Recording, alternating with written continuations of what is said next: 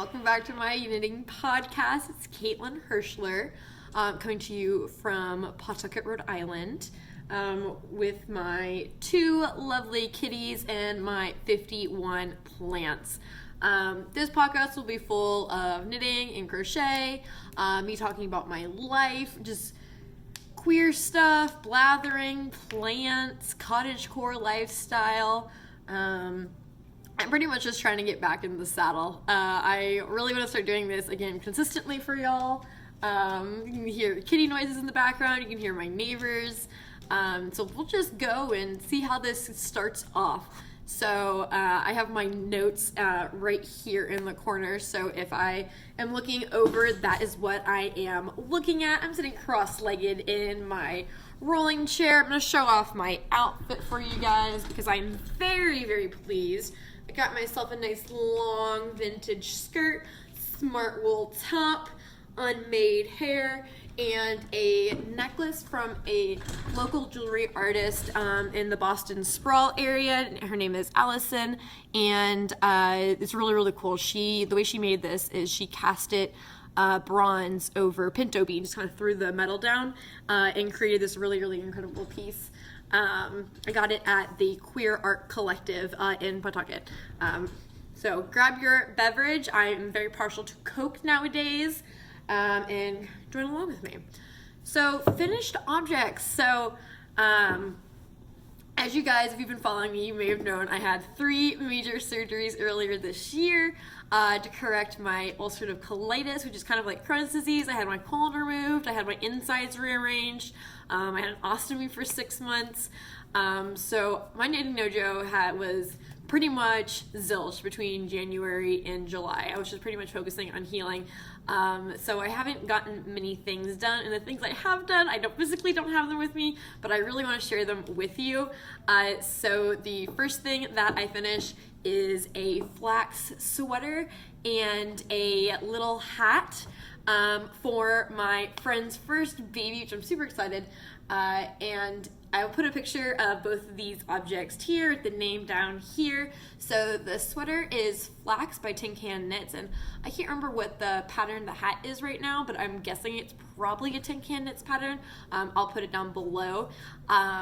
So it's really, really special to me. These are really close friends of mine from college.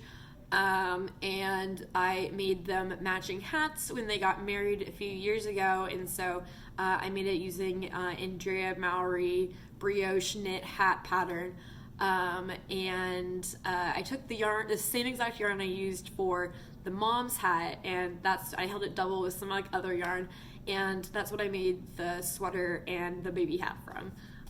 So that was really, really special to me, and they finally got it. She's here. She's a cute little baby. So I'm super excited. I also finished I didn't do the finishing work yet. I'm still working on that, but I finished the actual sweater part of Chantal LaPlante's Lamec. So I'll put the sample photo here that she did. Mine is in the exact same colors. I'm really struggling doing the surface crochet. For some reason, my brain is just not vibing with that energy of doing the little surface crochet. So I'm having a friend help me with it right now. I'll be doing an exchange. I'm steaming a sweater for her when she finishes, and she's getting the surface crochet started for me to finish the stripes of this beautiful sweater. But it's going to take a long time. So I will show that when I finally have it back in my hands and I finish the surface crochet. But those are the only really big finished objects that I have done recently. I'm pretty sure I did a podcast right after I got out of the hospital in January, and I had 2 finished objects from that, a cowl and a pair of socks. But other than that, really just been working on some pretty big projects, and that's why I don't have any things finished, is because the projects I am working on are massive. So we'll get started into my works in progress, which I'm super excited about. I've been really diligent about them, especially trying to get these done. So a lot of these are gift knits, specifically Christmas knits for some family. So have here, I'm in the middle of a row, even though I told myself I wouldn't do that. I have my What the Fade by Andrea Mowry. So I made myself this exact pattern last year, last year, in summer of 2020, using a custom green fade by Cornbread and Honey. and my mom really loved that, so she asked if I could make her one, and I said, of course, as long as you pay for the yarn, which she graciously did. So I got a custom fade done by Cornbread Honey again. It was a kind of blue fading to neutral, really trying to focus on the neutrals. So the fade that she sent me was really blue heavy, so I switched out some of the darker colors for some lighter ones.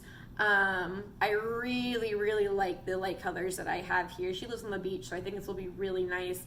I am at the garter stitch section. Gigi's right down there, so maybe she'll make an appearance. The garter stitch section. So you can see I have finished my darkest color, which is this one. They don't have individual names, but this is a Cornbread and Honey, and then we faded up into this lighter but all blue piece. We're currently, I should have this skein in front of me, yes, this is the one I just faded in, or faded out of, I should say. Here the colors aren't showing up super great because of the way my lighting is, but it is a neutral with blue speckles, some brown speckles as well. It's really gorgeous. This is also Cornbread and Honey, and this is where I switched out of Cornbread and Honey yarn into some other ones, and I can't remember what they are. I got it at Knit One Quilt 2 in Barrington, Rhode Island. I just can't remember who made them in the colorway names, but they're stunning. So this is a truly neutral, you know, lighter than sand, just an off-white with gray and kind of orange speckle, or not orange, like brownish, like warm toned brown speckles, I should say. And then the last color that I'm gonna fade in, excuse me as oh, that's not even the right thing. I have so many bags around me right now that I'm sure that'll happen multiple times today, that I'm going to be reaching into the wrong bag to try to find something. But this is the last color that will be there in this. It's light, no dark speckles, some purples you can see here, and some gold speckles as well. So the difference between these two skeins, this is what I'm currently using, this will be the last one. This just has a darker base than this one does. And I think this really shows off the yarn. Pretty. So except for that, so that'll be a present for my mom for Christmas. So I'm looking forward to getting that done so I can work on one of my other Christmas presents, which I'm gonna have to roll and get because I realized I didn't gather everything. But anyway, so the only two things I have left, or like the parts of this shawl that I have left, is doing the solid section of this darker neutral, doing the transition between the darker and lighter neutral, and then doing the solid section of the lighter neutral. So not too much left, so I'm super excited to get that off my plate, get it blocked and get it sent to my mother, so I can start working on things for myself and other presents. So the next thing I'm working on is a hat for my girlfriend for Christmas. We started dating in July, and I love her very much, so she gets knitting for Christmas present, but no sweater, because as much as I don't believe in the sweater curse, I refuse to fall prey to it if it is real. Okay, so I am making a hat. I think I'm gonna go with, I want to do like a mohair fingering weight held double kind of pattern. So if anyone has any pattern ideas for just like a simple hat with fingering and mohair held double, let me know. We live in New England, so it gets cold and she wears hats. She's a much bigger head than I do though, so I have to make sure it fits. So I haven't decided what mohair I'm holding double yet. And oh, this yarn is also part of the Cornbread and Honey fade that I got for my mom's shawl, but we wanted it to be more neutral than blue, and obviously this is very dark blue, so using it for other things. So I'm either going to be holding it with this. This is a Surrey Alpaca by Dyed by Dells from their Christmas Advent last year. It's a really light blue, kind of like frost with some brown in there as well. I think that would really, I think it would complement nicely and be really soft. I really like the way Surrey Alpaca feels, but I think it might be too light for showing off the the rich tone of this brown. I kind of really want to lean into this, which is why I might go with this mohair. It is a Kid Silk Haze by Rowan, and I just think it would really, it's a kind of purpley brown with reddish, it leans more to the red purple side of brown, and I think that'd be really stunning with this. So I'm going to do samples of that and probably post them on Instagram and kind of see what you guys think, because I'm really bad at making decisions. So that's kind of why I'm going to ask you guys for help. But that's that present for AJ. And then my next present that I have to get working on once I finish the shawl is a dog accessory for my little. She also always gets knitting for Christmas. She's proved herself knitworthy, so that's what she gets for Christmas. But this year she asked for a dog handkerchief, dog scarf, dog bandana for her white husky. So I think I'm going to use this yarn that I got when I was in Wisconsin in 2019. It's just really pretty. But if anyone has any dog bandana patterns that they've liked or they think are pretty, send them my way. I want to do something interesting, might make a couple pieces for her. I think I'm going to use this yarn finally. It's 100% cotton and it's really soft. It's just special, so I've been saving it. Something else I want to ask for your guys' help with is I really want to make something felted. Maybe like a felted cat bed, maybe like slippers or like a basket. I don't know. I just never made anything felted before, and I have this super nice yarn. This yarn is from a farm up in Massachusetts. I actually passed it going to Cultivate Care. So it's from Cultivate Care Farms of Massachusetts. They do a lot of work with therapy animals, like therapy goats, stuff like that, and then they sell yarn from their sheep to kind of help with the cost of their practice. And so this is actually 2 skeins of yarn twisted together to kind of give you a lot. So I have 2 skeins of yarn here, 2 skeins of yarn here. The grays are the same with a really pretty burgundy. Yeah, that shows off the color right there. And then the color green that I can't just stay away from. It's a very warm olive shade. So if anyone has any patterns that are for felting, like knitting something larger and then felting it in the washing machine, let me know, because I have this stunning yarn that I don't think, she's playing with the cat tree again, I don't think I'm going to make into a garment. Though for being really rustic, it's not too bad. But I think it'd be fun to use this for something like that. What else do I have on my list? So I've also cast on my Ghost Whisper by Park and Knit, which is a stupidly stunning pattern. I just am obsessed with it.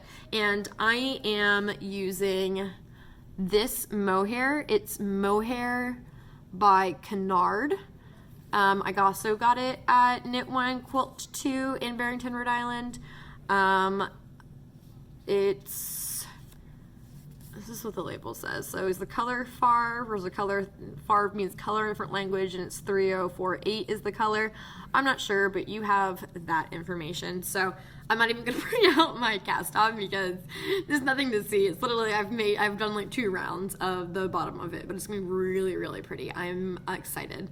I don't always like the feel of mohair kind of on my skin. I made the Birds of a Feather shawl in 2019, but I haven't really worn it too much, but I really do think it is a stunning pattern, so I want to make it just to kind of get it out of, and it's a quick knit, so I want to make it to get it out of my system. But I have a lot of mohair in my, I think my mohair's down here, in my mohair bin, in my yarn bin area, and I really want to make a bunch of these little stuffed animals that are fingering weight held double with mohair, so they look really soft, really snuggly. I forget the name of the designer. I think it's something Pebbles. But I'll put it here and put some examples here. There's some bunnies that are stupid cute. Like I think a beaver. I mean, like the options are limitless, TBH. So I'm pretty jazzed. So as soon as I finish I'm like pretty much like being monogamous on my shawl right now just to get it done because it is such a big piece. It's about 1,500 yards of yarn, so it's you know been taking up a lot of my time. But once I am done, I can focus on these other smaller projects, and I'm super excited about that. I have a ton of works in progress. So my next work in progress I want to share is my best friend is she's not engaged yet. She will be getting engaged in the next year, sometime around there, and I promised all my friends blankets when they get married.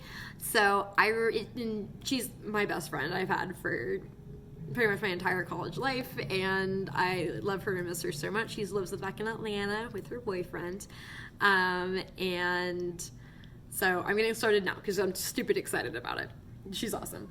So let me show off what I've done so far. So it is going to be a crochet blanket, and I am doing it based off a pattern called the Big Lark's Foot Rainbow Blanket by Kristen Ballering. And it's a free pattern off her website. And while the pattern is stunning, I fucking love it. But I am just doing kind of inspired by that with the same stitch, not really doing the same color pattern, I'm going to do stripes.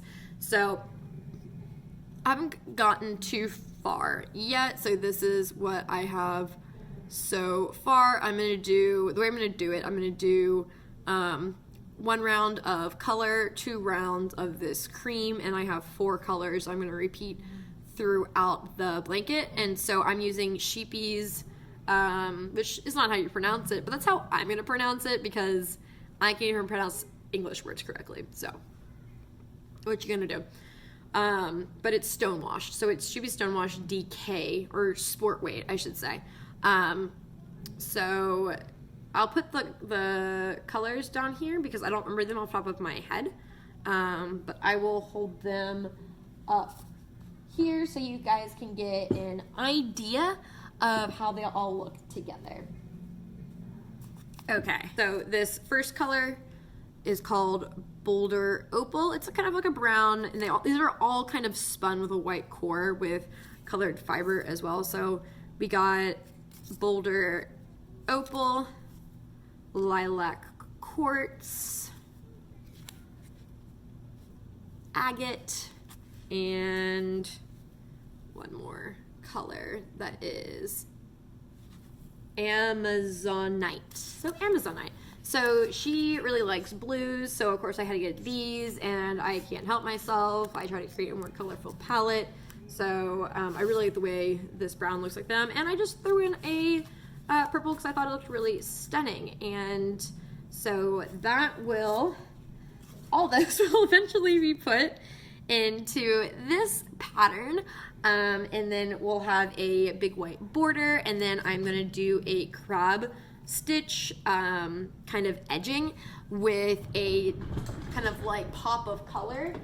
I buy these sight unseen off of the interwebs, so how they'll work actual color wise we shall see, but I got this, I think it's called lemon quartz, lemon quartz for the edging. It'll be completely different than the rest of the blanket, so it's gonna have a fun pop of color. So I actually think that's gonna look really, really nice. I'm excited about that.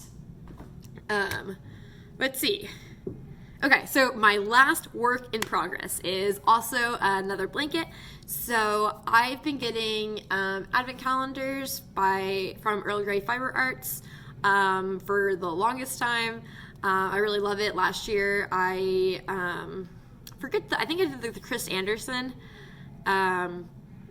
like set that she had, and it was just like all these stunning tonal rainbow colors. So of course what I'm gonna do with that, I think the best idea is to make a rainbow blanket, and so that's what I have started. I haven't gotten too far on it. I mean, it's gonna take me forever, but it's just be one of those projects that's gonna be fun to work on over time. And I am also in the middle of a row because of course I am, but you can see that it is a little moss. Oh, it's so stunning. I fucking love this moss stitch. So it's like 2 rows of stockinette, or it's every row is like alternating purl, knit, purl, knit, purl, knit. But I do 2 rows in a row of the same order, and then I like switch. So like you have 2 rows of purl, knit, purl, knit, purl, knit, and then 2 rows of knit, purl, knit, purl, knit, purl. So it's gonna be really pretty when that comes out. So I'll pull out some of the colors, kind of see the range. So I'm starting with this kind of like pale stone color, and I'm holding everything double with this cone of yarn I got from Wool to Die For, and that's wool to the number dye, DYE, for the number.com. And it sells cones, like blanks. A lot of yarn dyers use that to source their skeins from. But, so just to give you an idea of the colors that are going to be in here, so I'm going to go in rainbow order. Got some stunning yellows. We got some delicious greens. Of course we have blues because everyone loves blue. No, I'm not a huge fan of blue, but I can't appreciate its beauty. I mean, like, look at these together. That's stupid pretty. And then the end is going to be purples, which I'm also not a fan of, but come on. How could you not love these? So it's going to take me forever. And maybe I'll come up with kind of like a schedule, or not like a schedule, but a kind of order. No. I'll come up with like, hey, every week I'll put at least 10 minutes into it. And, you know, for big projects, it's really hard to kind of stay motivated, I found, with larger projects, because you feel like you're not getting a lot done on them, which makes you kind of not want to work on them. But if you kind of force yourself to do a certain amount of knitting on a project every week or so, you'll eventually start seeing progress. And so maybe I'll do that, just to help me kind of get my ass into gear and get started. The last thing I want to talk about, okay, so if you follow me on Instagram, you probably have seen that I restored a Ashford spinning wheel, which you probably know. So he lives right there. Sorry for the, there we go. He lives right up there, and so I've kind of been acquiring fiber, kind of practicing. I'm really shitty at it, y'all. I am god awful. And the thing is, I don't know if it's because I was the one who restored it, and so like I'm having problems with treadling and kind of keeping it going while getting my yarn to take up. So I don't know if it's the way I restored it or if it's like my technique. So I kind of need someone to come over and who knows like how to work a spinning wheel and kind of work on mine and see like if it's going well. But I think also another good idea would be getting a drop spindle to kind of work through some of the fiber that I've got in and just like practice my skills, I should say.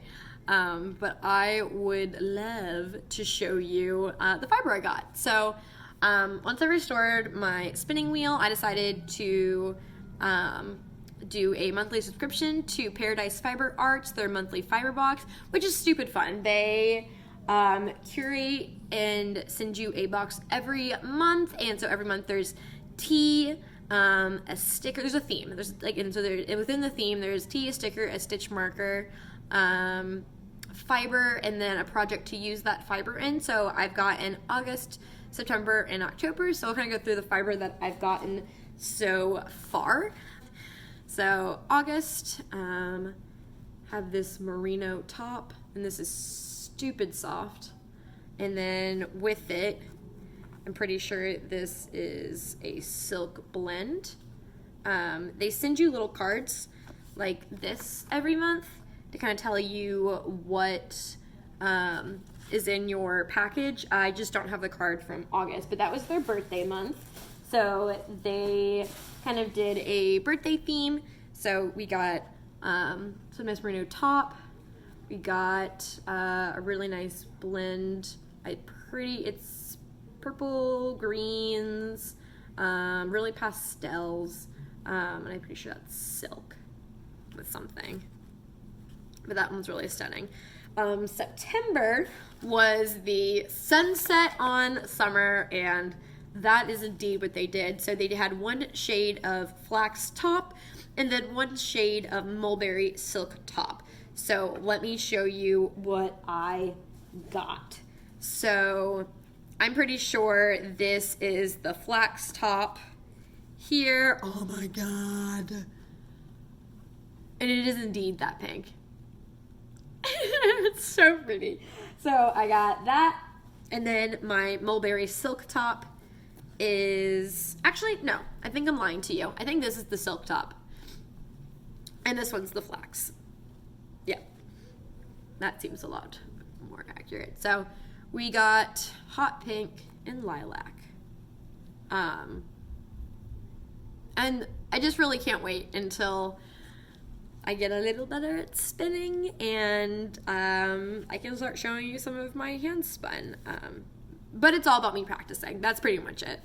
I don't think that it's just gonna come to me. I think I really need to practice, and that's just something I'm not doing right now. So that's on the list. And then October was my last one I got, and the stuff I got in October was pretty dope. So not gonna apologize for crinkling, because that's just the way the cookie crumbles sometimes. So October got a lot of fiber. So obviously did Halloween theme.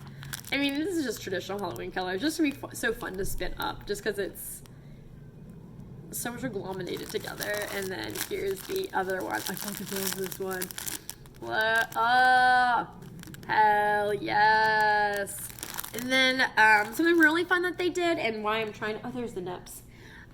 This is polyester, so it's just like pretty much like cobwebs, like the synthetic cobwebs you have, but they sent these little green, the green thing is accurate, but I'll pull out a little handful of them, these little nubs that you can brush into it. And the project that they had you doing with this is creating like one of those little crocheted or knitted pumpkins with these two together. And I am able to kind of brush yarn together and do that because my that's my kitten. My wheel came with these carders, so I'd be able to card these together. So just throw things around. I keep them in my fiber box too, so you know I should be worried about them getting stuck together, but we're just going for it now. The last fiber that I bought is from a mill out in California, and they do small batch milling, so like smaller sheep farms can have the availability to get their wool milled and spun into yarn, because a lot of times it's cost prohibitive to do that, and so a lot of sheep farmers end up having to throw their yarn away. But luckily this is one of the mills out there kind of doing a really great service to the industry. And yarn is from Valley Oak Wool and Fiber Mill, and I got a pound of just premium yarn bit. So this is pretty much any wool that they have at their mill, like leftovers from, you know, months and months of spinning, and she sells them just as a way to kind of get rid of the extra yarn using felting, stuffing, spinning, but there is over a pound of yarn here, just of all natural stuff. So eventually I'll dive into this and use it to spin or maybe do some little felting with, but until then I have a big bag of fiber, and that makes me happy like nothing else does, so that's good. And I think that's last on my knitting fiber content. So I just wanted to speak a little bit about how I'm doing. So last time I spoke to you guys, I was at the start of my surgery journey. I'm pretty sure I had just got my colon out. That was after I had my colon out on January 14th. And since then, I've had 2 more major surgeries, one on April 1st and one on June 17th. April 1st was to rearrange my intestines a little bit, and then on June 17th, it was to reverse my ostomy. And anyone can message me about this, and we can talk about one-on-one. or even publicly. I really don't care. I am so open about this, but I also want to respect the fact that sometimes maybe you guys don't want to talk about bowel movements over a knitting podcast, whatever you're drinking. So, but suffice to say, I'm feeling better than I have in 5 years. Like, I technically don't have my disease anymore. I'm able to eat. I'm able to have freedom in my life. I'm not tied to the bathroom. I'm not tied to the medical system anymore.